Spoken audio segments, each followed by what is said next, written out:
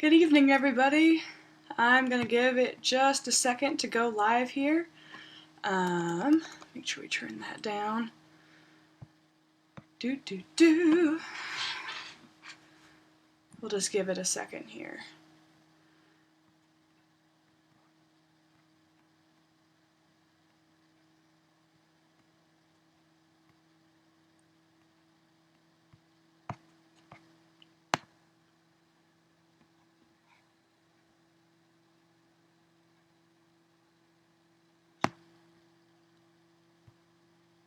So, I'm not sure. Let me see here. We're trying out a new video format tonight, so hopefully this works.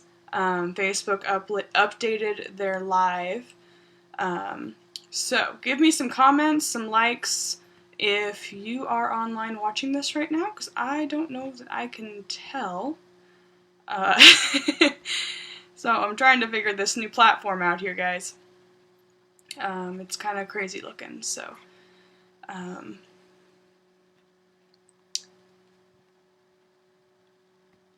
yeah, there, okay, cool, we got some likes. Okay, cool. It just is not updating on my screen in the slightest.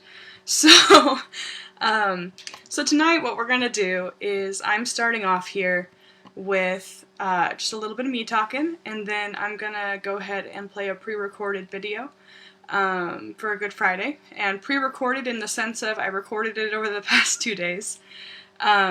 So it kind of says this in the description of the video, but we were trying to decide what to do for Holy Week a couple weeks ago, and we were originally thinking we were going to rebroadcast the recording of 2018's Good Friday, but then we got to watching it this week, getting ready to post it, and realized it's not the best quality recording. And so what we're going to do is, or what we decided to do, was make a movie version using a similar script, and we're really excited to show that to you. I got help from all my housemates, and so we're going to make it work, and I'm really excited to bring that to you. So I guess housemates plus 2. Got 2 of them that don't technically live with us, but they're here as often as they do. So, and I also want to give credit. There's a couple things. Again, it says it in the comments, but I want to give credit where credit's due. So part of this script is a Skit Guys script I bought 2 years ago. All the male monologues, which you'll see what I'm talking about here in a second, are those are from this Skit Guys script. It's called Good Friday. We've modified it a little bit to suit our needs, and that shows up in this video. And then also the opening monologue is by another youth guy off of, dang it, the link's in the, in the caption for the video. So without further ado, I'm just gonna go ahead and get us started here. So, oh, also one more thing. At the end of the video, in traditional Good Friday fashion, the video goes black, and that's the end of the video. So you will not see my live face come back on at the end of the video. The point of a Good Friday service is to leave you at the end with no hope. And I know that sounds really morbid, but it's to mimic the sensation that the followers of Jesus felt when he was crucified. They had no idea Sunday was coming, or they had no idea what Sunday would look like. They had just saw the person they'd been following for a really long time, different for every person, but they just saw this person they'd been following killed in an extremely brutal way. And while we can't mimic that to its full extent, we can try to. So at the end of this service, no hope. We know Sunday's coming, but they did not. And so that's what a Good Friday service entails. So without further ado, I think we'll hit play.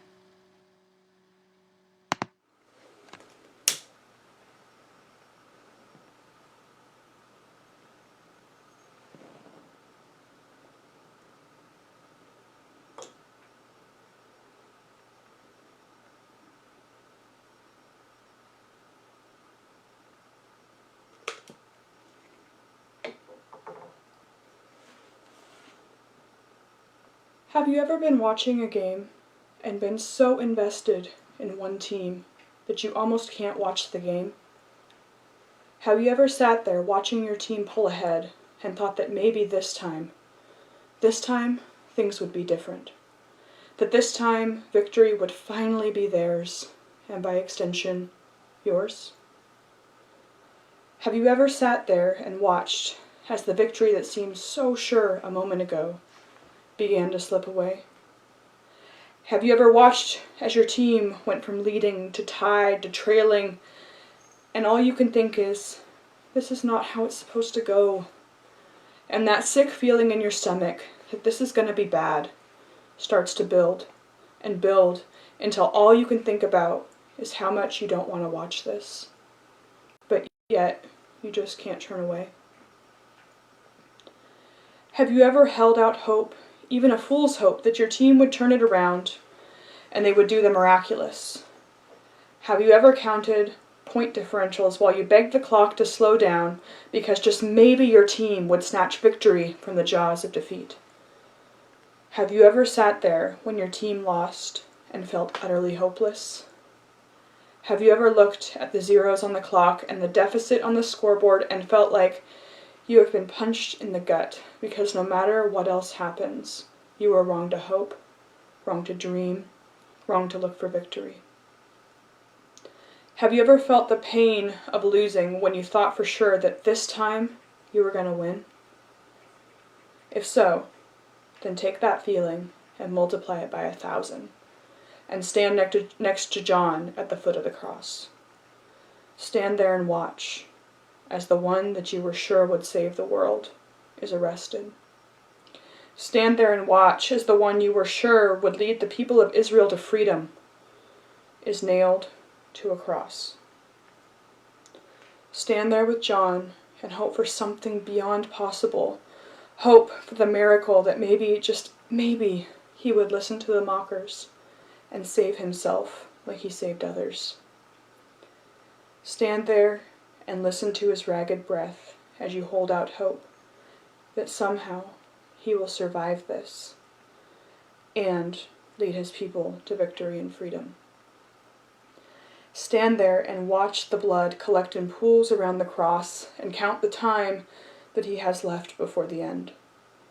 Take that feeling of loss, that feeling like nothing is ever going to be right again, and multiply it by like 1,000,000 as you stand there and watch Jesus, the one you called Messiah, the one who healed the sick, raised the dead, and entered the city to shouts of Hosanna, dies right before your eyes.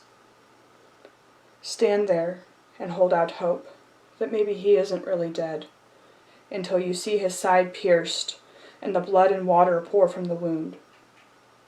Stand there and try to figure out how you could have gotten all of this so very, very wrong.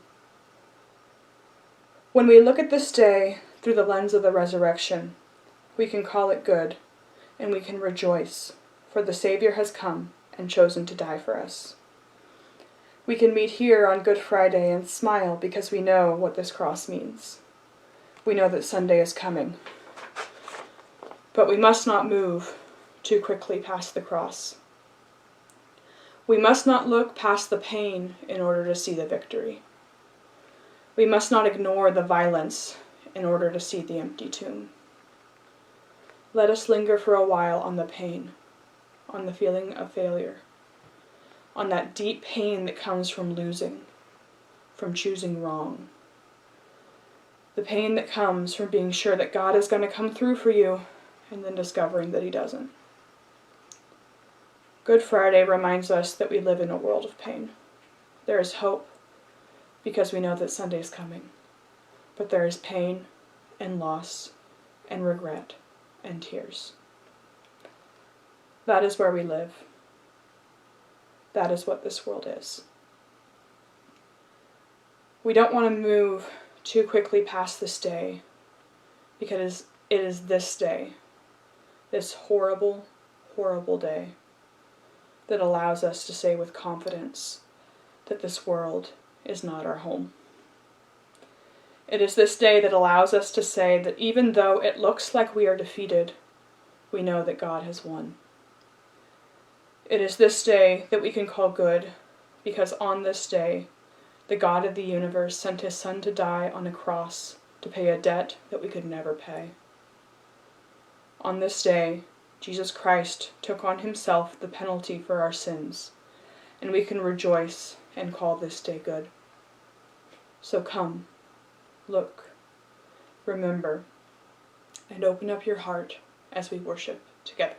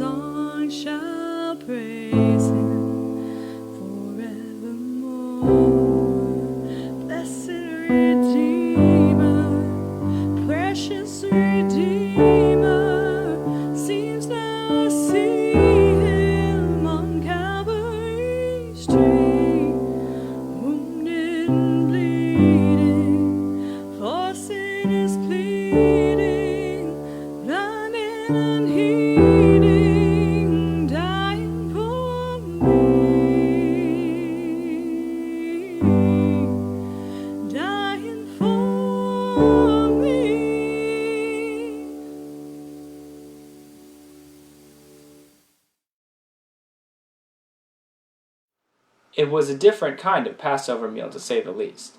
I remember right when I sat down, Philip leaned over to me and whispers, "Hey, Thomas, I feel like something special is going to happen tonight." I looked at him and said, "I doubt it." I was wrong. Jesus got up from the table. He walked over, grabbed a basin of water and a towel. I remember at the time thinking to myself, what's Jesus doing with the foot water? I doubt he's going to wash anybody's feet. I was wrong. He knelt down and began to wash Bartholomew's feet. Bart just sat there, didn't say anything. He didn't move. None of us did. Jesus finished and went on to James and Andrew and the rest of us. I remember at the time thinking, this is so strange and yet so wonderful. I doubt anybody's going to say anything right now. I was wrong. You know who broke the silence? Peter. "No way are you going to wash our feet." That's what I told him. He could wash other people's feet, but he was not going to wash mine. So I looked at him and I said, "Jesus, you're not going to wash my feet. I mean, you're the king." So he looked at me and he said, "Then you can't have anything to do with me." Ouch. Okay. Wash my feet, wash my hands, wash my whole body, if you have to. He just looked at me and he said, "No, your feet will be just fine, Peter." In the midst of washing our feet, he teaches us servanthood. Then Jesus took some bread and some wine. He blessed it and he served it to us. He said it was a new covenant with his blood, and he said, "Tonight all of you will lose faith in me." I remember thinking right then, lose faith in you? Never. But I didn't say anything. I just sat there. I couldn't just sit there. I had to say something. So I got up and I said, "Jesus, you can count on me. I love you. Even if everyone falls away, I won't. You can count on me." He looks at me and he smiles and he says, "Peter, you will deny me 3 times before tomorrow morning." Ouch. But before I knew it, they were wrapping everything up and going to the garden to pray. It was just before the Passover festival.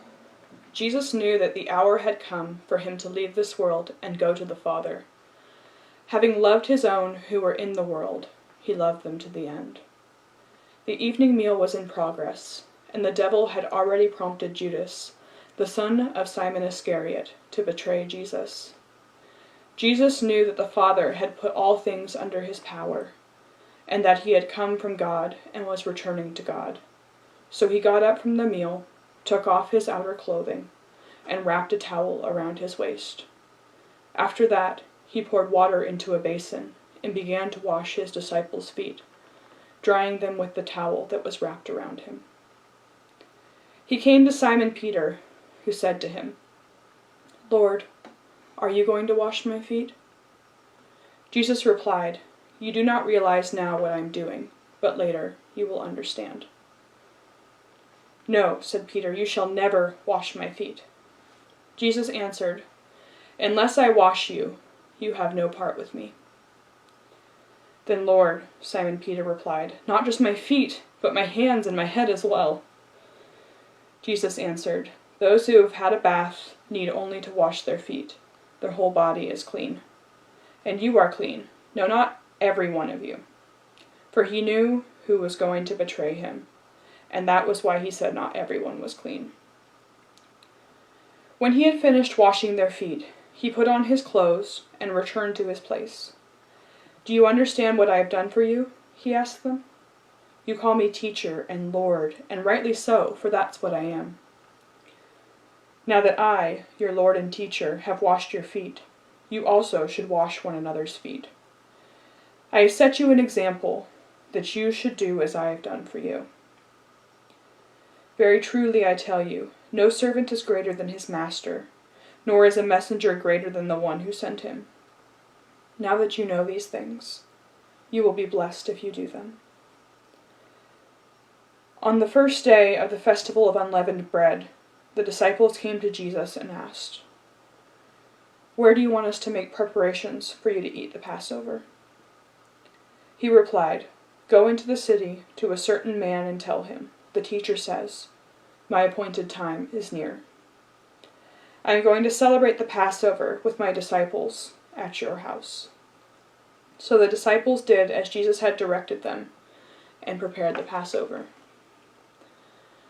When evening came, Jesus was reclining at the table with the 12. And while they were eating, he said, "Truly I tell you, one of you will betray me." They were very sad and began to say to him one after the other, "Surely you don't mean me, Lord." Jesus replied, "The one who has dipped his hand into the bowl with me will betray me. The Son of Man will go just as it is written about him, but woe to that man who betrays the Son of Man. It would be better for him if he had not been born." Then Jesus, the one who would betray him, said, "Surely you don't mean me, Rabbi." Jesus answered, "You have said so." While they were eating, Jesus took bread, and when he had given thanks, he broke it and gave it to his disciples, saying, "Take and eat. This is my body." Then he took a cup, and when he had given thanks, he gave it to them, saying, "Drink from it, all of you. This is my blood of the covenant, which is poured out for many for the forgiveness of sins. I tell you, I will not drink from this fruit of the vine from now on until the day when I drink it new with you in my Father's kingdom." When they had sung a hymn, they went out to the Mount of Olives. I hear the Savior say, "Thy strength indeed is small. Child of weakness, watch and pray. Find in me thine all in all." Jesus paid it all to him I owe. Sin had left a crimson stain, he washed it white as snow. For nothing good have I, whereby thy grace to claim. I will wash my garments white in the blood of Calvary's Lamb. Jesus paid it all to him I owe. Sin had left a crimson stain, he washed it white as snow. And when before the throne I stand in him complete, Jesus died my soul to save. My lips shall still repeat, Jesus paid it all to him I owe. Sin had left a crimson stain, he washed it white as snow.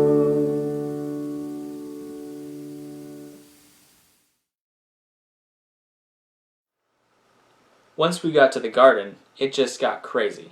Jesus asked Peter, James, and myself to go a little further into the garden with him and pray, and we did. We tried. We kept falling asleep. Jesus kept waking us up. I remember one time he said, "The spirit is willing, but the flesh is weak." That's true. It's all a blur. And to think this whole mess got started because of Judas. Did he really think what he was doing was right? There he is. He's the one you want.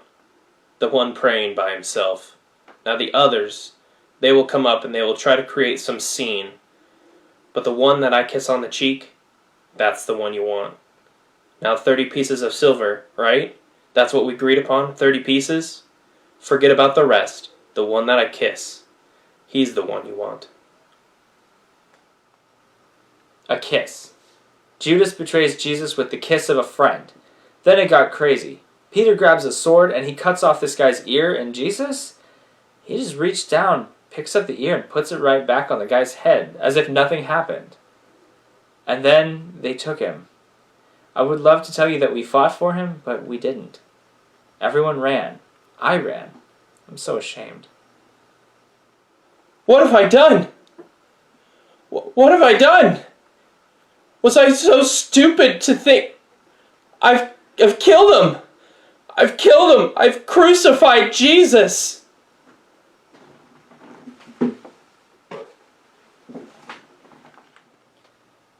Then Jesus told them, "This very night you will all fall away on account of me.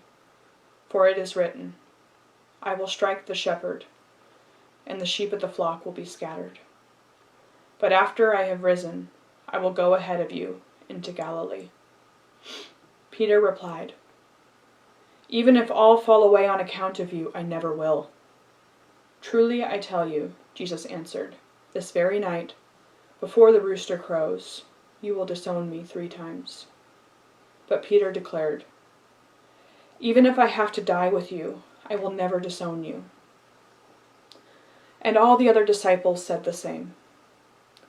Then Jesus went with his disciples to a place called Gethsemane, and he said to them, "Sit here while I go over there and pray." He took Peter and the 2 sons of Zebedee along with him, and he began to be sorrowful and troubled. Then he said to them, "My soul is overwhelmed with sorrow to the point of death. Stay here and keep watch with me." Going a little farther, he fell with his face to the ground and prayed, "My Father, if it is possible, may this cup be taken from me, yet not as I will, but as you will." Then he returned to his disciples and found them sleeping. "Couldn't you men keep watch with me for 1 hour?" he asked Peter. "Watch and pray, so that you will not fall into temptation. The spirit is willing, but the flesh is weak." He went away a second time and prayed, "My Father, if it is not possible for this cup to be taken away unless I drink it, may your will be done." When he came back, he again found them sleeping, because their eyes were heavy. So he left them and went away once more, and prayed the 3rd time, saying the same thing. Then he returned to the disciples and said to them, "Are you still sleeping and resting? Look, the hour has come, and the Son of Man is delivered into the hands of sinners. Rise, let us go. Here comes my betrayer." While he was still speaking, Judas, one of the 12, arrived. With him, a large crowd, armed with swords and clubs, sent from the chief priests and the elders of the people. Now the betrayer had arranged a signal with them. "The one I kiss is the man. Arrest him." Going at once to Jesus, Judas said, "Greetings, Rabbi," and kissed him. Jesus replied, "Do what you came for, friend." Then the men stepped forward, seized Jesus, and arrested him. With that, one of Jesus' companions reached for his sword, drew it out, and struck the servant of the high priest, cutting off his ear. "Put your sword back in its place," Jesus said to him, "for all who draw the sword will die by the sword. Do you think I cannot call on my Father, and he will at once put at my disposal more than 12 legions of angels? But how then would the scriptures be fulfilled that say it must happen in this way?" In that hour, Jesus said to the crowd, "Am I leading a rebellion, that you would come out with swords and clubs to capture me? Every day I sat in the temple courts teaching, and you did not arrest me. But this has all taken place that the writings of the prophets might be fulfilled." Then all the disciples deserted him and fled.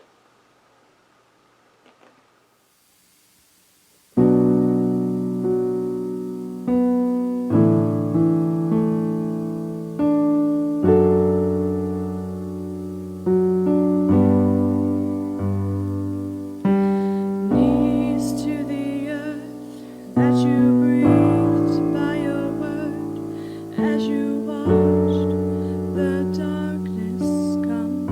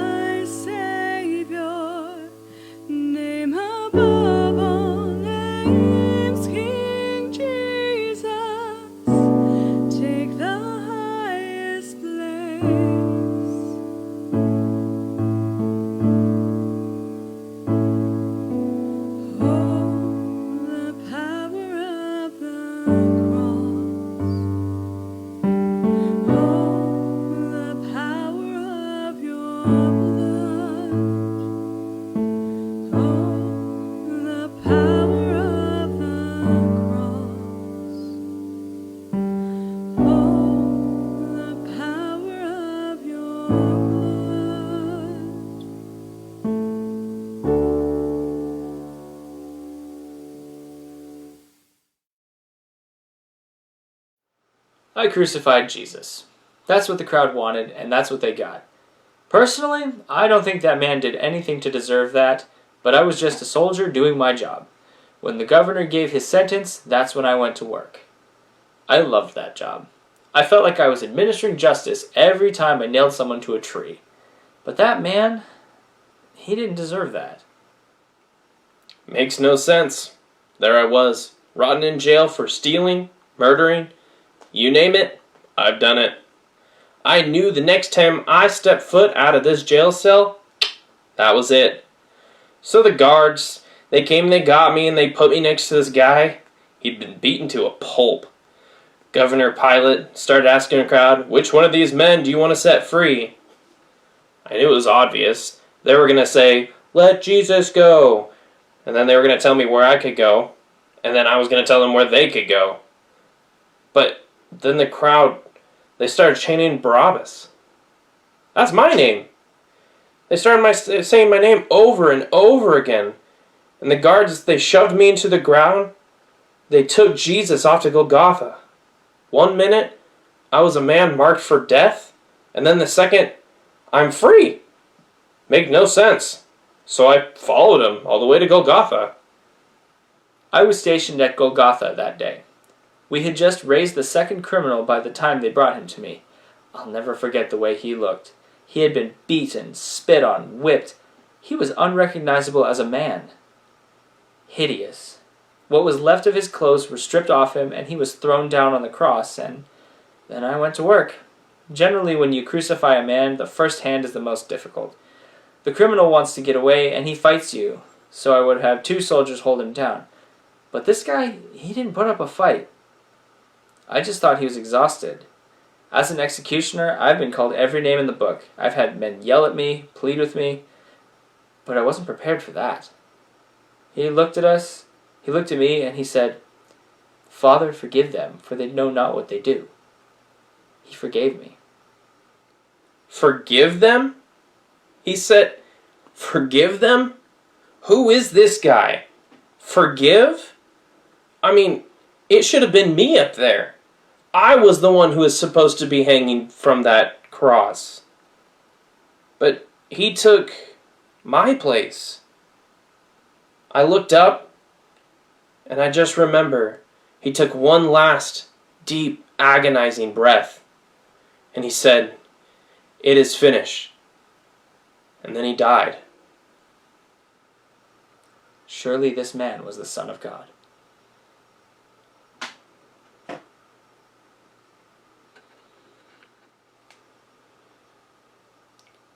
Those who had arrested Jesus took him to Caiaphas the high priest, where the teachers of the law and the elders had assembled. But Peter followed him at a distance, right up to the courtyard of the high priest. He entered and sat down with the guards to see the outcome. The chief priests and the whole Sanhedrin were looking for false evidence against Jesus, so that they could put him to death. But they did not find any, though many false witnesses came forward. Finally, 2 came forward and declared, This fellow said, I'm able to destroy the temple of God and rebuild it in 3 days. Then the high priest stood up and said to Jesus, Are you not going to answer? What is this testimony that these men are bringing against you? But Jesus remained silent. The high priest said to him, I charge you under oath by the living God. Tell us if you are the Messiah, the Son of God. You have said so, Jesus replied, but I say to all of you, from now on, you will see the Son of Man sitting at the right hand of the Mighty One and coming on the clouds of heaven. Then the high priest tore his clothes and said, He has spoken blasphemy. Why do we need any more witnesses? Look, now you have heard the blasphemy. What do you think? He is worthy of death, they answered. Then they spit on his face and struck him with their fists. Others slapped him and said, Prophesy to us, Messiah, who hit you? Meanwhile, Jesus stood before the governor, and the governor asked him, Are you the king of the Jews? You have said so, Jesus replied. When he was accused by the chief priests and the elders. He gave no answer. Then Pilate asked him, "Don't you hear the testimony they are bringing against you?" But Jesus made no reply, not even to a single charge, to the great amazement of the governor. Now it was the governor's custom at the festival to release a prisoner chosen by the crowd. At that time they had a well-known prisoner whose name was Jesus Barabbas. So when the crowd had gathered, Pilate asked them, "Which one do you want me to release to you? Jesus Barabbas, or Jesus who is called the Messiah?" For you knew it was out of self-interest that they had handed Jesus over to them. While Pilate was sitting on the judge's seat, his wife sent him this message: "Don't have anything to do with that innocent man, for I have suffered a great deal today in a dream because of him."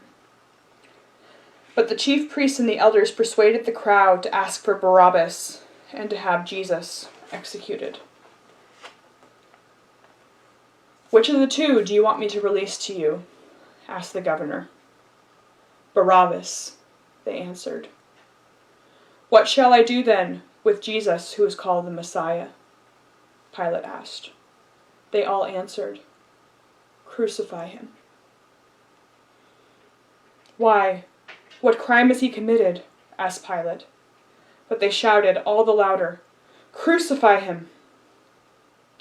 When Pilate saw that he was getting nowhere, but that instead an uproar was starting, he took water and washed his hands in front of the crowd. "I am innocent of this man's blood," he said. "It is your responsibility." All the people answered, "His blood is on us and on our children." Then he released Barabbas to them, but he had Jesus flogged and handed him over to be crucified. Then the governor's soldiers took Jesus into the praetorium and gathered the whole company of soldiers around him. They stripped him and put a scarlet robe on him, and then twisted together a crown of thorns and set it on his head. They put a staff in his right hand, then they knelt in front of him and mocked him. "Hail, King of the Jews," they said. They spit on him and took the staff and struck him on the head again and again. After they had mocked him, they took off the robe and put his own clothes on him. Then they led him away to crucify him.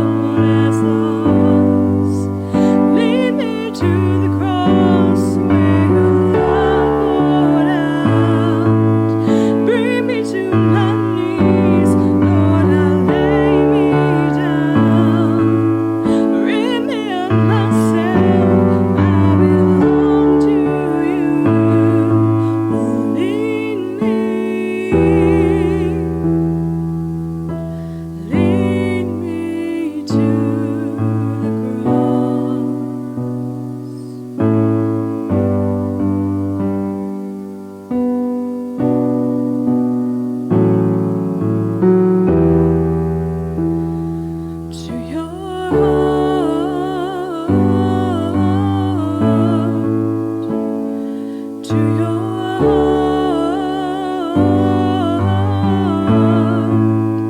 Lead me to your heart. Lead me to your heart. Lead me to the cross where your love poured out. Bring me to my knees, Lord, and lay me down. Rid me of myself, I belong to you. Lead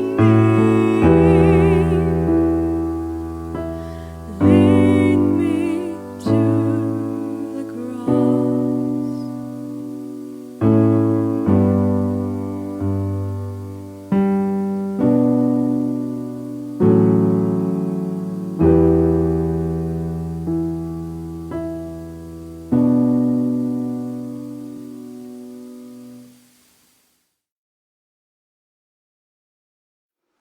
My son, why are they doing this to him? This can't be the way it's supposed to happen. The angel said that he would reign over the house of Jacob forever. His kingdom would never end, but he was sentenced to die. I watched as they beat him. They hammered that crown of thorns on his head and ripped open his body with whips. I couldn't watch. Mary and I went between staring stunned at the horror and holding each other weeping. It was too much. We got clothes to mop up his blood. We couldn't leave it there. It was pulled on the stones. How can he still stand? My son, my son! They put a robe on him and started mocking him, calling him King of the Jews. If only they knew. If only they had seen the miracles he had done, they would be making him king over all of us. But no, we watched as he led to be crucified and as he was mocked by the crowds that only a few days ago had praised him.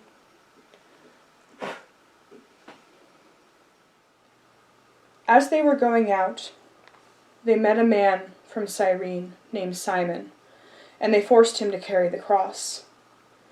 They came to a place called Golgotha, which means the place of the skull. There they offered Jesus wine to drink, mixed with gall, but after tasting it, he refused to drink it. When they had crucified him, they divided up his clothes by casting lots, and sitting down, they kept watch over him there. Above his head, they placed the written charge against him. This is Jesus, the King of the Jews. 2 rebels were crucified with him, one on his right and one on his left. Those who passed by hurled insults at him, shaking their heads and saying, "You who are going to destroy the temple and build it in 3 days, save yourself. Come down from the cross, if you're the Son of God." In the same way, the chief priests, the teachers of the law, and the elders mocked him. "He saved others," they said, "but he can't save himself. He's the King of Israel. Let him come down now from the cross, and we will believe in him. He trusts in God. Let God rescue him now, if he wants him. For he said, 'I am the Son of God.'" In the same way, the rebels who were crucified with him also heaped insults on him. From noon until 3 in the afternoon, darkness came over all the land.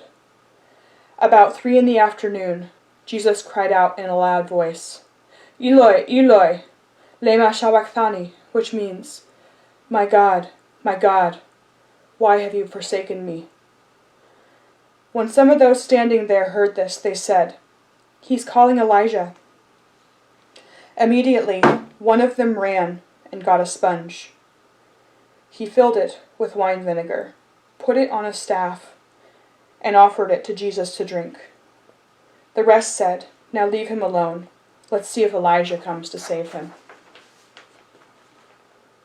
And when Jesus had cried out again in a loud voice, he gave up his spirit.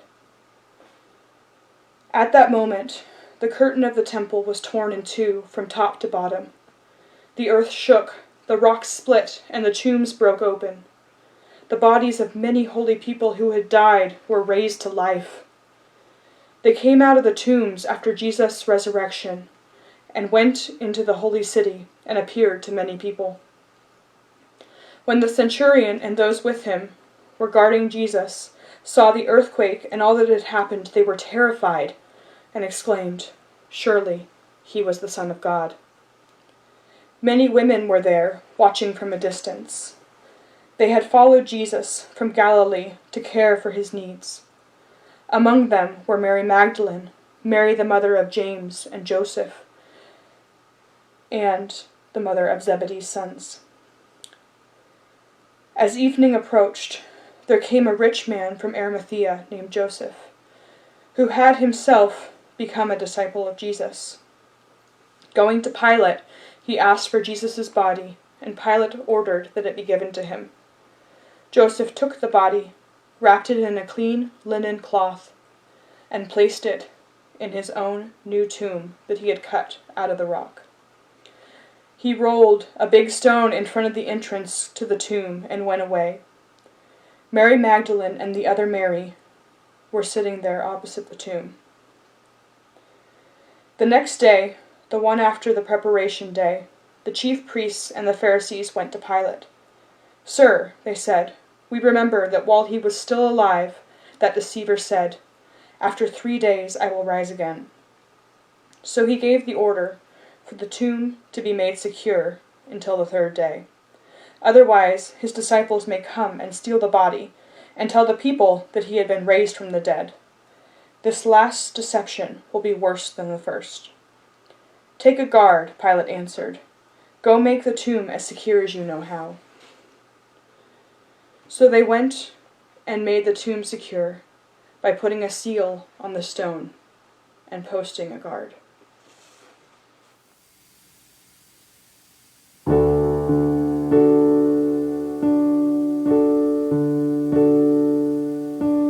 When I survey the wondrous cross on which the Prince of Glory died, my richest gain I count but loss, and pour contempt on all my pride.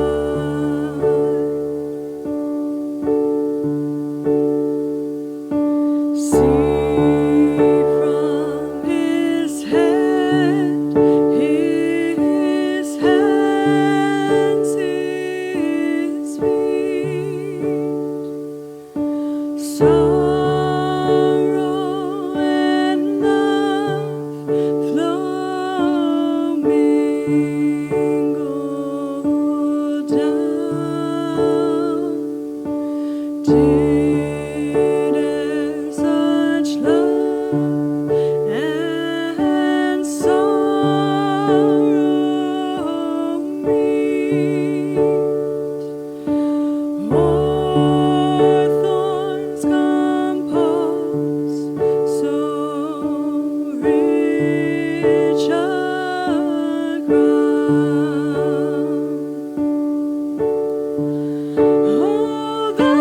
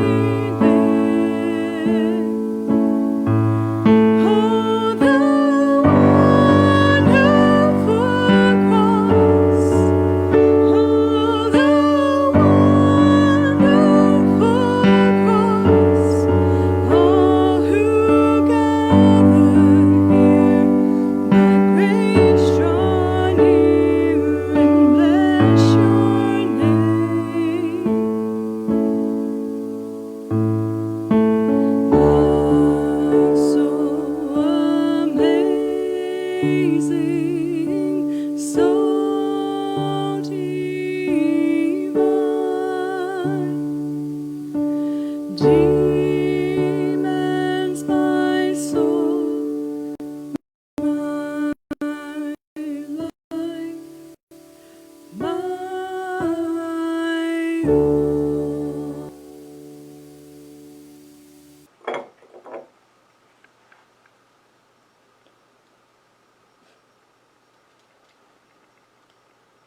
It is finished.